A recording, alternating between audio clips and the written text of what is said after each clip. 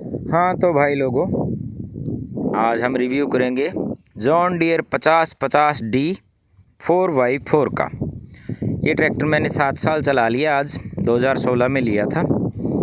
तो 7 साल चलाने के बाद मैं इसका रिव्यू करने के लायक खुद को समझता हूँ। मैं लोगों की तरह ये नहीं करता कि बस चीज़ देखी और उसका रिव्यू बनाने लगे, पता कुछ हो ही ना कि इसका बाद में रिज़ल्ट क्या निकलेगा। तो अपन कंप्लीट रिव्यू करेंगे।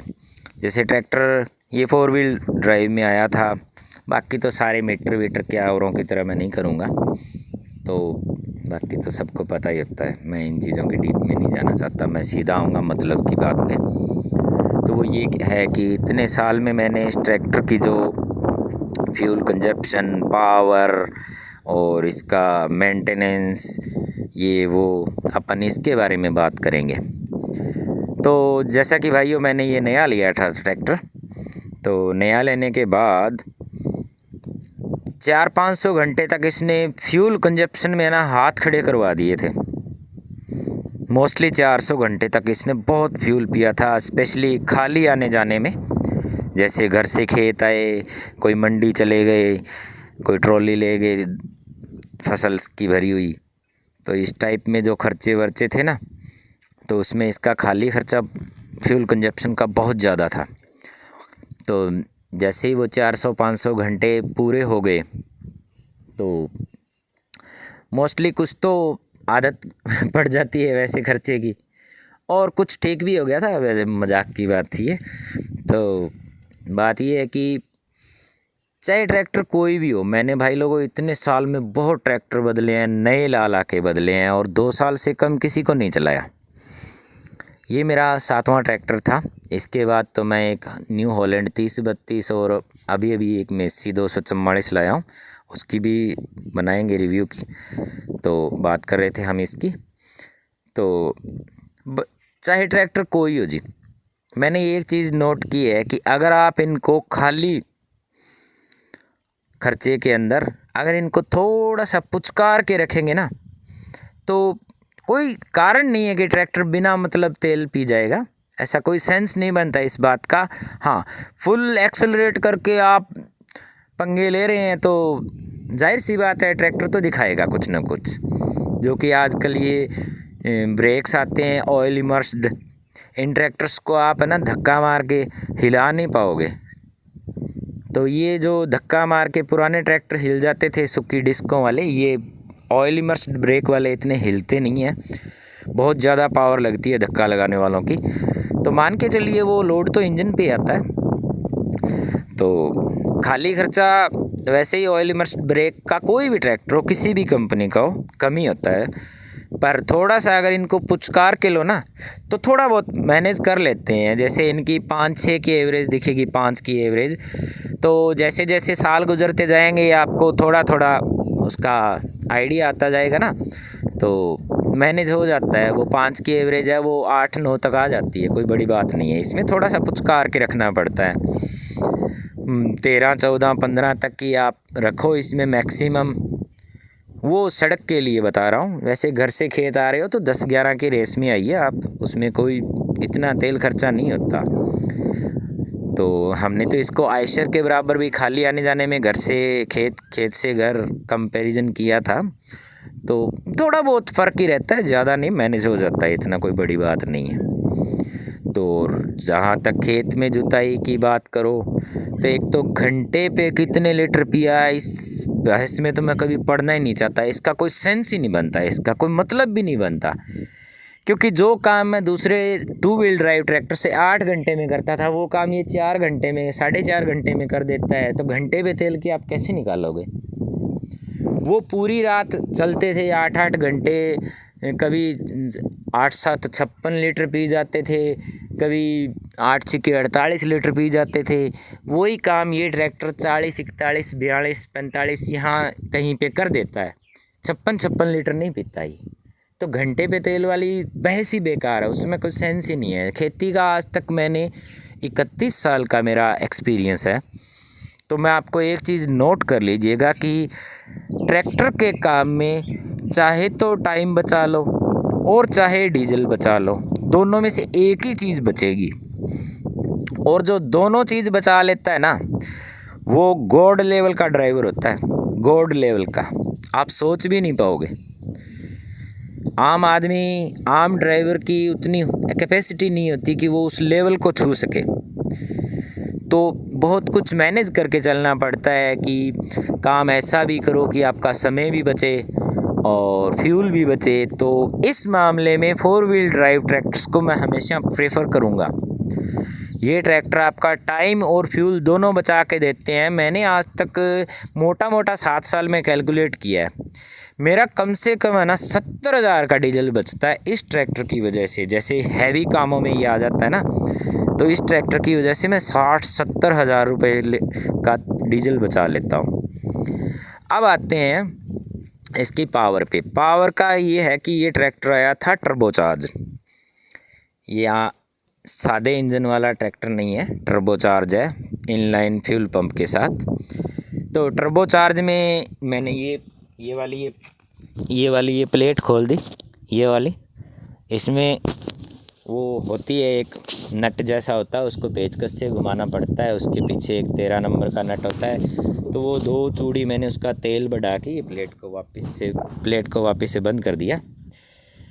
तो टर्बोचार्ज ट्रैक्टर में जब आप थोड़ा सा तेल बढ़ाते हैं, मतलब मैंने इसका ऑलमोस्ट 2-2.5 लीटर तो बढ़ा ही दिया होगा, आइडिया है, कोई पक्का नहीं है। 2 चूड़ी बढ़ाया, मुझे नहीं पता उससे तेल कितना बढ़ता है, पर टर्बोचार्ज होने की वजह से वो पूरा तेल पिस्टन के ऊपर पूरा कंजप्ट हो जाता है, पूरा खपत हो जाता है, तो फुल पावर जनरेट करता है। 50 HP का ये ट्रैक्टर था। तो इतने साल यूज़ करने के बाद मैं मानता हूँ कि ये मेरा ट्रैक्टर लगभग 55 से 57 हॉर्स पावर जनरेट कर लेता है। 1700-1800 RPM मैं इसका जुताई में रखता हूँ, तो पावर जनरेट उतनी कर लेता है। उस कंडीशन में 1700-1800 में धुआं भी कम दिखाता है, क्योंकि टर्बो फुल अपनी कैपेसिटी से काम कर रहा होता है। जैसे कम RPM पे ये थोड़ा धुआं ज़्यादा दिखाएगा, और ये जो होता है टर्बोचार्ज, ये थोड़ा सा धुआं तो दिखाएगा ही दिखाएगा जॉन डियर में। तो ये हो गई इसकी पावर की बात। तो इम्प्लीमेंट जो है मेरी खेती के सारे बड़े हैं, 60-65 HP ट्रैक्टर्स के लायक जो इम्प्लीमेंट है वो मेरे पास हैं सारे। 9 तोते हो गए, 18 तवियाँ हो गई, डबल चक्कर का मेरे पास रोटावेटर है। जैसे आम ट्रैक्टर 540 RPM जनरेट करते हैं, रोटावेटर उसी हिसाब से डिज़ाइन किया होता है। तो मैंने उसकी गरारियाँ बदल के उसको उससे भी ज़्यादा RPM वाला बना रखा है रोटावेटर को। तो आम ट्रैक्टर तो उसमें है ना, जैसे जोड़ने के बाद गियर लगाओगे आप PTO का, तो नीचे लिफ्ट रखने ही नहीं देगा, पहले ही बंद हो जाएगा। उसको ये बेचारा ऑपरेट भी कर लेता है, चलाता भी है। ये अभी दिखाई देता हूँ, ये लो आपके सामने ये रोटावेटर है। ये 7 फुटा रोटावेटर है, डबल चक्कर का। RPM मैंने इसको डबल कर रखे हैं गरारियाँ बदल के। तो मोटा माटी आ जाते हैं, इतने साल में रंग वगैरह अच्छा पड़ा है, अच्छी शाइन आ रही है, कोई दिक्कत वाली बात नहीं है। लगभग 7 साल में 3500 घंटे मैंने इसको चलाया है। तो 3500 घंटे में वैसे तो किसी ट्रैक्टर का कुछ बनता नहीं, कुछ ख़राब होने का। क्लच प्लेट मैंने ज़रूर घिसा दी इसकी, उसका मैं आपको रीज़न बताऊंगा कि वो क्यों घिस गई। और बाकी इसमें कोई मेंटेनेंस वाला आज तक हुआ नहीं काम, टाइम टू सर्विस होती है। और मैंने इसका पिछले हिस्से का गियर ऑयल है वो बदल दिया। अब आते हैं इसके कमियों पे, जो मैंने इन 7 साल में अच्छे से नोट की है। वो आती है स्पेशली, सबसे जो बुरी चीज़ है ना, वो है इसका पावर स्टीयरिंग का स्पीड। काफ़ी तेज़ तर्रार चलने वाला ट्रैक्टर है।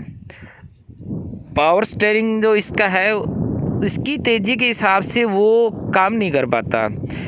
आपको महसूस होगा जब भी आप आगे पीछे करेंगे या कोई तेज़ चलने वाले काम में, जैसे कहीं हाई दूसरे गियर में, टॉप लो में चल रहा है, तो ये ट्रैक्टर आना चाहिए था ABC गियर में, पर ये सादा हाई लो है।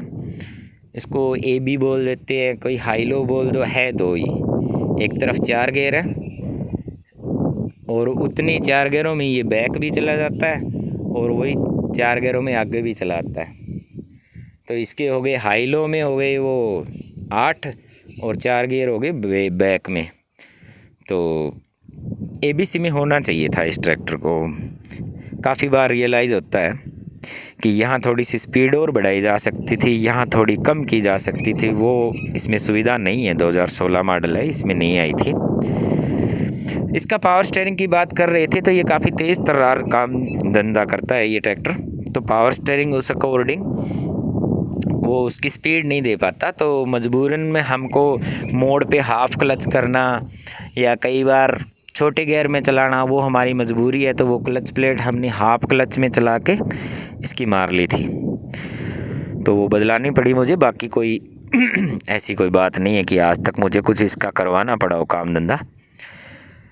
अच्छा, 2 नंबर अगर इसकी बात करें कमियों की, तो हाइड्रोलिक लिफ्ट कैपेसिटी मेरे ट्रैक्टर में 1600 किलो की थी। चूँकि मैं इससे पहले फार्म ट्रैक 65 TPI रखता था, उसकी हाइड्रोलिक लिफ्ट की जो कैपेसिटी थी वो 2400 किलो। तो 2400 और 1600 में पता ही आपको 800 किलो का फ़र्क आ गया। तो थोड़ा पता चलता है जो फार्म 65 की लिफ्ट की स्पीड, उस स्पीड पे उसकी ज़बरदस्त सेंसिंग कंट्रोलिंग थी, वो उसका मान लो 80% ही है ये।